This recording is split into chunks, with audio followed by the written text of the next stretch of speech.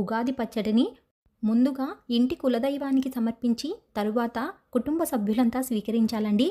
మనము గుర్తుంచుకోవాల్సిన విషయం ఏమిటంటే ఉగాది పచ్చడిని ఎప్పుడైనా కూడా మన అరచేతిలో వేసుకొని స్వీకరించవలసి ఉంటుందండి. ఎట్టి పరిస్థితుల్లో కూడా స్పూన్లో కానీ బౌల్లో కూడా వేసుకుని తినకూడదండి. ఉగాది పండుగ రోజున ఉగాది పచ్చడిని ఏ సమయంలో స్వీకరించాలి అంటే ఉగాది పండుగ రోజున ఉదయం 6 గంటల నుండి ఉదయం 9 గంటల లోపు ఉగాది పచ్చడిని స్వీకరించటం వలన మనకు అత్యున్నత ఫలితాలు కలుగుతాయండి.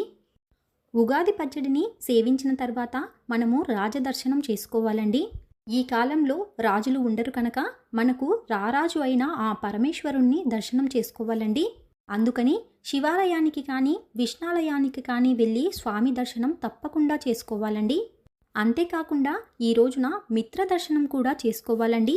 అంటే మనం మిత్రుల్లో అందరినీ కూడా ఇవాళ కలుసుకుంటే చాలా మంచిదండి.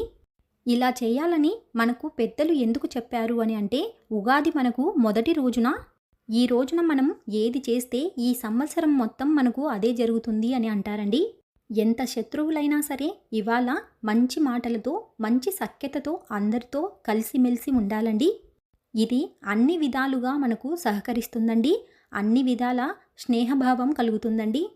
ఇలా చేయటం వలన ఒకరికొకరు సఖ్యతగా ఉండి స్నేహభావం కలిగి మిత్రులుగా ఒకరికొకరు అండదండగా నిలుస్తారని మన పెద్దలు చెబుతున్నారండి. తప్పనిసరిగా ఈ ఉగాది పండుగ రోజున మన తల్లిదండ్రులకు, గురువులకు పాదాభివందనం చేసి వాళ్ళ ఆశీర్వచనాలను పొందాలండి. నూతన కార్యాలను ప్రారంభించటానికి ఇవాళ ఎంతో శ్రేష్టదాయకమైనదండి.